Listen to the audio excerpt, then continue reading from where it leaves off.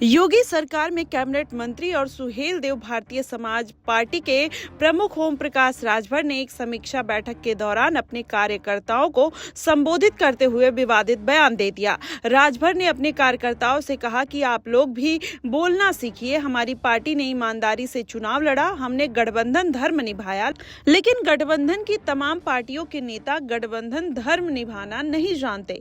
UP की जनता ने योगी और मोदी को नकार दिया है।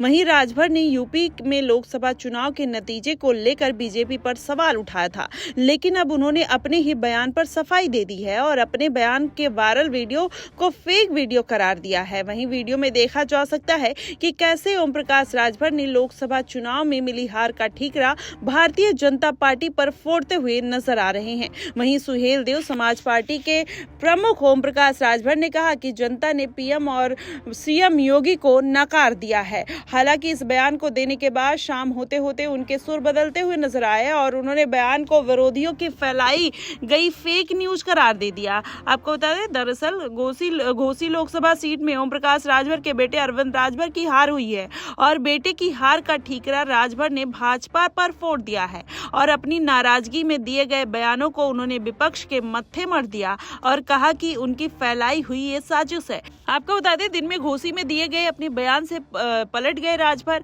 और उन्होंने कहा कि एनडीए में सभी लोग अपनी अपनी हार से समीक्षा कर रहे हैं। ओपी राजभर ने कमियों को दूर कर मजबूती से आगे बढ़ने और लड़ने की उम्मीद जताई है। उन्होंने कहा है कि बीजेपी भी अपने नेताओं से धरातल की खबर ले, कमियों की समीक्षा करे, लेकिन अब ओम प्रकाश राजभर का ये जो बयान है वो वायरल होता हुआ दिखाई दे रहा है। इस बात की समीक्षा कहीं ना कहीं ओपी राजभर तो करते हुए नजर आ रहे हैं, लेकिन इस हार का ठीकरा कहीं ना कहीं भारतीय जनता पार्टी पर फोड़ते हुए दिखाई दिए। अब ऐसे में भारतीय जनता पार्टी में ओपी राजभर के बयानों को लेकर कहीं ना कहीं एक विवाद खड़ा होता हुआ दिखाई दे रहा है। अब ऐसे में देखना होगा कि क्या वाकई में जिस तरीके से ये पूरा मामला निकलकर सामने आया, ऐसे में अब ओपी राजभर की किस तरीके से उनके ऊपर कार्रवाई होगी, क्या योगी अपने कैबिनेट से उनको बाहर निकाल सकते हैं। ऐसे में अब ओम प्रकाश राजभर अपने बयान को लेकर कहीं ना कहीं इसका ठीकरा तो विरोधियों के ऊपर फोड़ देते हैं और बोलते हैं कि अब बदला लेने का समय आ गया है और मैं इतनी आसानी से झुकूंगा नहीं,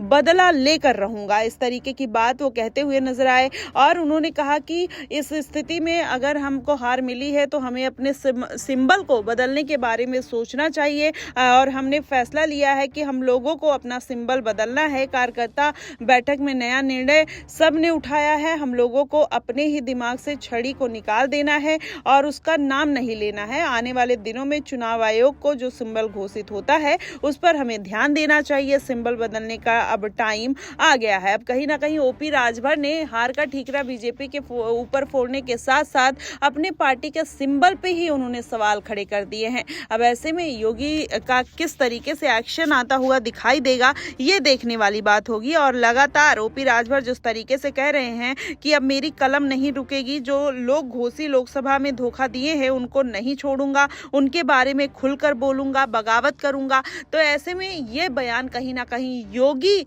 और मोदी को पसंद नहीं आएगा जाहिर तौर पर। तो आने वाले दिनों में ओपी राजभर को बाहर का रास्ता ही देखना पड़ सकता है।